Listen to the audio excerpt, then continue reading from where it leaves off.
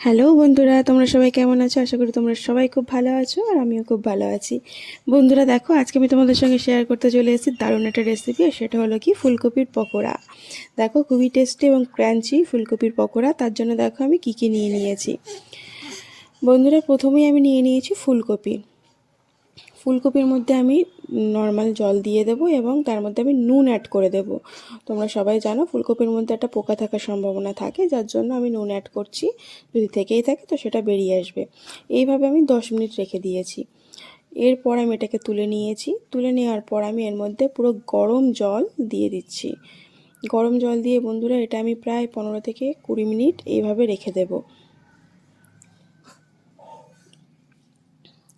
এরপর বন্ধুরা আমি একটা বোল নিয়ে নিয়েছি। তার মধ্যে আমি নিয়ে নিচ্ছি ময়দা, কর্নফ্লাওয়ার, চালের গুঁড়ি,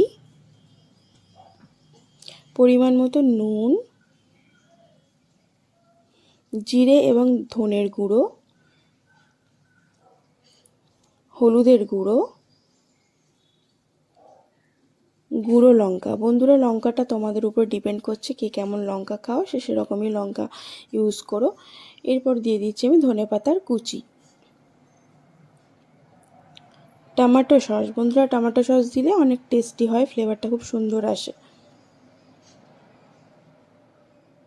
এটাকে আমি এবার সুন্দর করে ব্যাটার বানিয়ে নেব। ব্যাটারটা খুব পাতলা করব না এবং খুব মোটা করব না। দেখো, ব্যাটারটা খুব সুন্দর করে বানিয়ে নিতে হবে।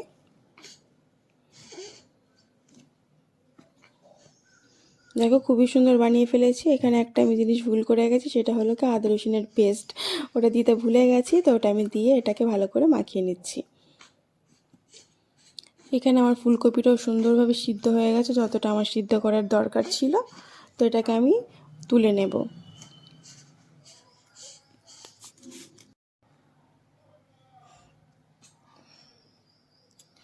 তো আমি এটা তুলে নিলাম। এখানে আমি আমার ব্যাটারটা ফুলকপির উপরে দিয়ে দেব, দিয়ে এটা সুন্দর করে মাখিয়ে নেব।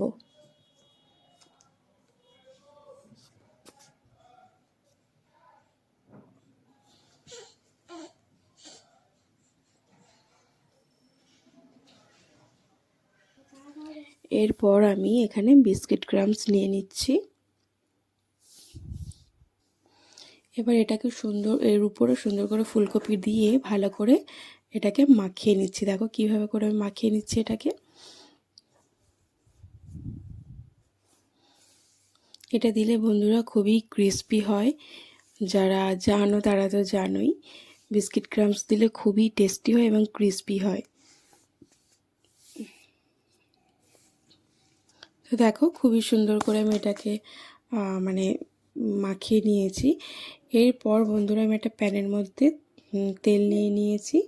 তেলটা গরম হতেই আমি দিয়ে দিচ্ছি আমার ফুলকপির পকোড়া। দেখো,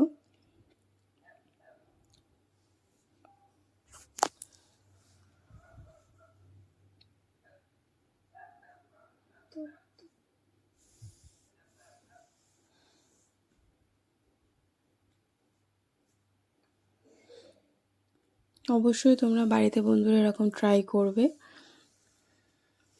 দেখো, একটা সাইড লাল লাল হতে হতেই আমি ওটাকে উল্টিয়ে দিচ্ছি।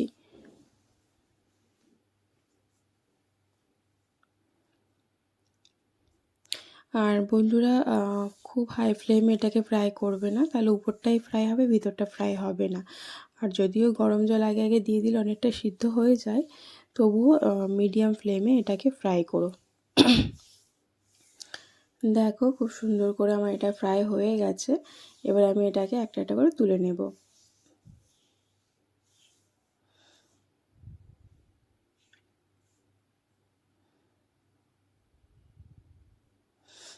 বন্ধুরা, এটা মানে খাওয়ার পরে আমি তোমাদেরকে ভিডিওটা শেয়ার করছি। তো খাওয়ার পর তো আমার ছেলে খেয়েই মুখে দিয়ে বললো, মাম্মা এটা তো পুরো মাংস। তো সত্যি কথা বলতে খুবই টেস্টি হয়েছে। অবশ্যই তোমরা বাড়িতে এগুলো ট্রাই করে দেখো।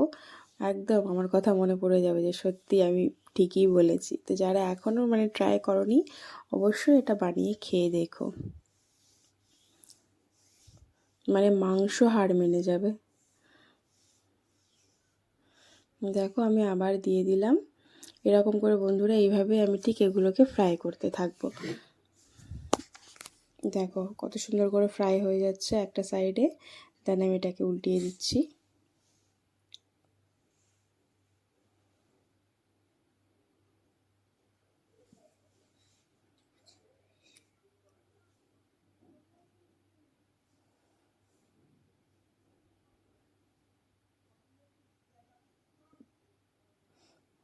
ফ্রাই হয়ে গেছে বন্ধুরা, আমি এবার এটাকে তুলে নিচ্ছি।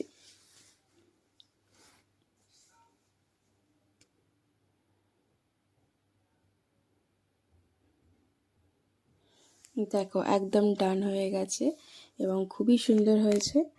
তো অবশ্যই তোমরা এটা ট্রাই করো এবং এর সঙ্গে সস দিয়ে জাস্ট খেয়ে দেখো, খুবই সুন্দর লাগবে। আমি এখানে কাসন্দি এবং টমেটো কেচাপ দুটো নিয়েছি, তোমরা দেখতে পাচ্ছ। তো অবশ্যই তোমরা এভাবে খেয়ে দেখো এবং আমাকে জানিও তোমাদের কেমন লেগেছে। এবং যদি আমার ভিডিওটা তোমাদের ভালো লেগে থাকে অবশ্যই একটা লাইক কমেন্ট শেয়ার করো। যারা আমার চ্যানেলটা এখনও সাবস্ক্রাইব করোনি সাবস্ক্রাইব করে নিও। তো চলো দেখা হচ্ছে আবার নেক্সট ব্লগে। টাটা।